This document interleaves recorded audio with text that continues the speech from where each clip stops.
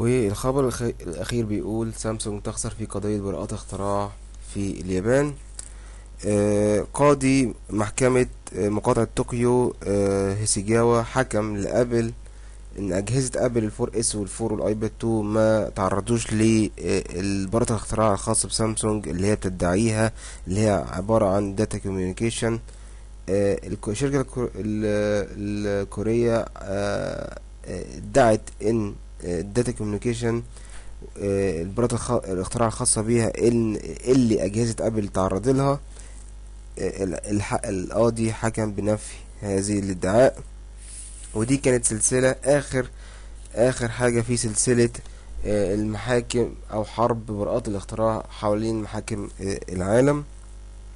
واللي كان اخرها ان قاضي في محكمة في امريكا حكم لابل بتعويض قدره 930 مليون دولار عن الاضرار. والمتحدث الرسمي لشركة سامسونج قال الشركة يعني حصل لهم خيبة امل من الحكم. هو ما وضحش اذا كان هيستأنفوا ولا لا. وبكده يبقى وصلنا لنهاية الفقرة من الاخبار لهذا الاسبوع. ونراكم على خير في الحلقة القادمة ومواضيع اخرى. والسلام عليكم ورحمة الله وبركاته. ومتنسوش تعملوا شير ولايك للحلقة. ونسيبكم مع الصورة الأخيرة.